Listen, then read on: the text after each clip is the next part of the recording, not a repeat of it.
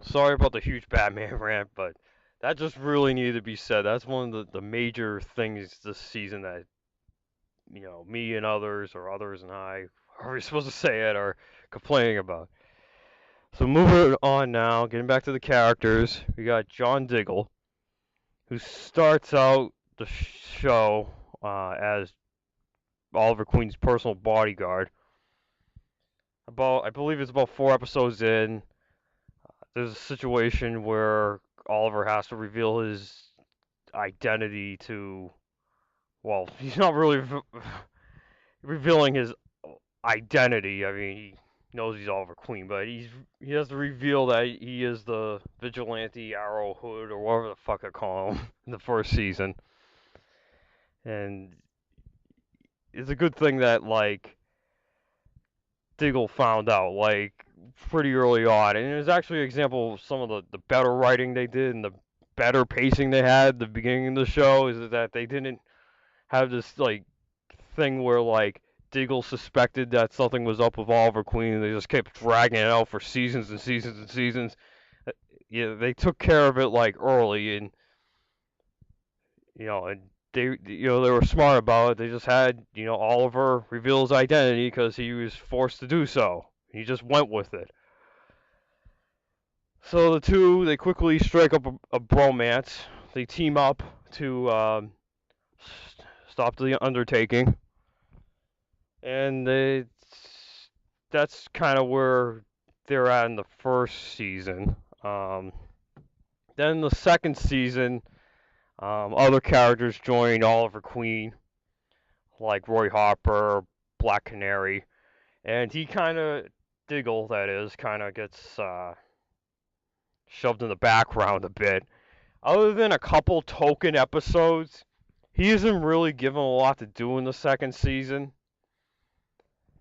Then going into this season, Diggle gets back together with his ex-wife. He knocks her up, and he has a child with her. And in the very first episode, he goes through this mini arc where uh, Oliver doesn't want him out in the field anymore. It's too dangerous, and Diggle is just all pissy at him. He's like, "Oh no, we're into this together, man." Blah blah blah. Then Diggle has a change of heart. He's like, "You were right, Oliver. I'm gonna take a step back." Then at the end of the episode, Sarah Lance Black Canary gets killed, and he is a complete 180. Goes back to just helping out Oliver, and then again for the rest of these 9 episodes, he's just kind of in the background, not really doing much. And in kind of one of the weird things about the John Diggle character is, Arrow, he has a costume when he's out in the field doing shit. Roy Harper has a costume. Black Canary has a costume. This guy, no costume, nothing, no effort at concealment, no ski mask, nothing. And it kind of looks pretty stupid when all these other people have costumes, he doesn't. It's like you think he'd make an effort at some kind of concealment, considering that people know that he's Oliver Queen's bodyguard. Number one, so it calls Green Arrow Oliver Queen's identity into question. And two, that these people that Team Arrow are going after are dangerous people, and if they knew who John Diggle was, that they can go after him and his family now, because he gets back together with his ex-wife and he has a baby and everything. You think he makes some sort of effort at some costume or a mask or anything? Maybe maybe not a full-blown superhero secret identity, but at least some kind of concealment, some kind of identity concealment. Anything. And I guess they actually do call attention to this finally in the second part of this season. And actually, the producers have gone on to say that he's finally going to get some sort of identity in this coming season, season 4. And the rumor going around is that he's going to be going to turn out to be none other than John Diggle Stewart. Yes, that's right. They're going to make him Green Lantern. Seriously, if they go there, then this show can go fuck itself sideways a billion times over. It's bad enough. You have the Flash shit where you got the particle accelerator, makes any, gives you, you create a plot device where you can just pull any superhero with any superpower out of your ass if you want to, because you can just say, oh, well, it's the particle accelerator. Now you're to bring in cosmic shit into this, like aliens and crap. No, no, see, it just goes against, once again, the original conceit of the show, grounded, realistic. It's just forget it. It would just be forget it at that point. And it's just kind of pretty cool with the Diggle character is that he's such a strong character. He's kind of like the Harley Quinn in a way of this Arrow show, because he's a character that was originally created for TV that eventually made his way into comics. So that's actually pretty cool.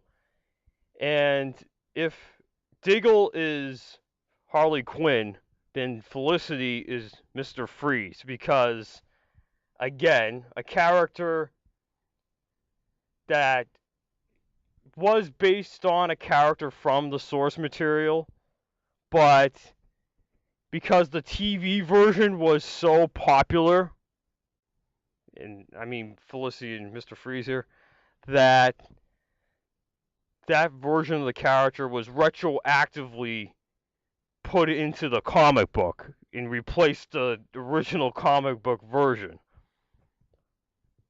So actually, recently, Felicity was introduced into the New 52 Green Arrow comic book, as the Arrow version of the character, the Emily Bett Rickards version of the character.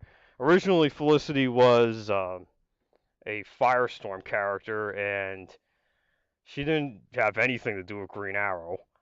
And originally, when they put her on the show, she was in, I think, like the 4th episode. And she was supposed to just have a bit part, and they just named her after the character from the Firestorm comic, just for the hell of it. And they weren't expecting to use her so much, but she ends up being a major part of the show, towards the end of the first season, and then, going forward.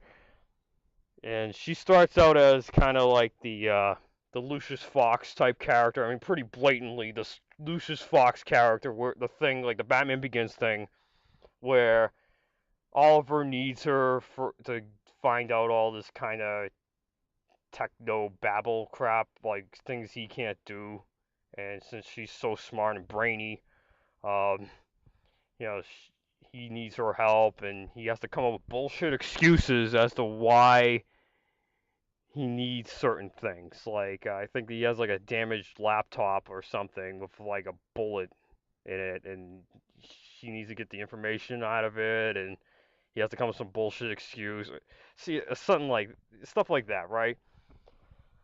So that's kind of how that's kind of her arc in the first season. She eventually becomes a full-blown member of the team by the end.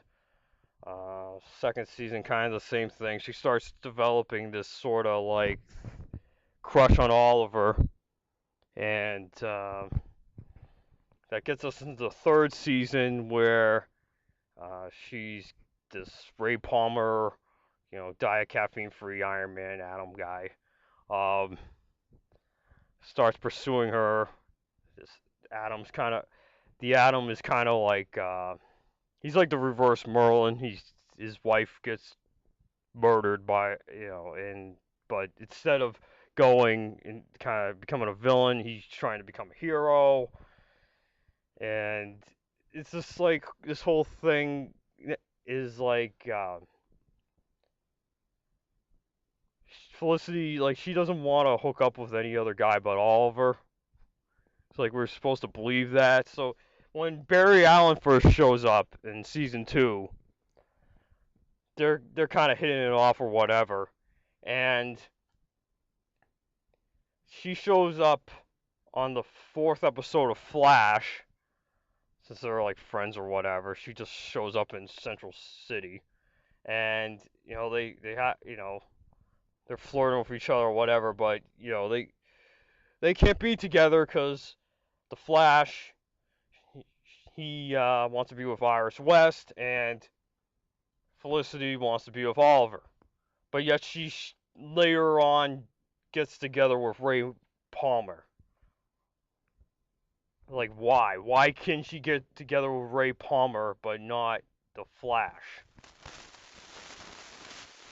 I don't get it. Also, this season, Felicity has an episode devoted to her in these first 9, and there's nothing really much to say about it. Her mom shows up. Really, nothing really to say there. Her ex-boyfriend turns out to be the DC villain Brother Eye, who ends up being nothing like the Brother Eye in the comic books. It's kind of like a coincidence, right, that we get 2 villains. Like last season we had Brother Blood, and this season we have Brother Eye. So we have 2 villains with the title Brother in their name, and it's just a coincidence. Like, there's no connection between them or anything. And the flashbacks in that episode are dedicated to Felicity, and they do this kind of cool thing with how she looks in the flashbacks, but we'll get into that once we talk about the episode. Yeah, so that's really all I can really say about Felicity. I mean, I would like to see the Diggle and Felicity characters, if they ever eventually get around to getting freaking Green Arrow on the big screen. I'd like to see them there in the movies. And actually, I wouldn't mind seeing them being portrayed by David Ramsey and Emily Bett Rickards, and even Stephen Amell. I wouldn't mind seeing him as the cinematic Green Arrow. Just what I would do would be to have him there. Have Stephen Amell there as Green Arrow, as definitively Green Arrow, and Felicity and Diggle there, and just like acknowledge that it's a different continuity, but just with the same actors. They're just there. It's a different universe, whatever. But you know how DC is with their embargoes and all this other shit. They're probably worried that people would get confused, because I guess they just assume that their audience is stupid. They're not gonna understand this stuff, and actually, the Flash, I guess next season they kind of already started dabbling in this in the season finale. Is now they're opening the door to the idea of a DC multiverse. So why couldn't they just take some time to just acknowledge that the movies are another universe than the TV shows, or something like that? But maybe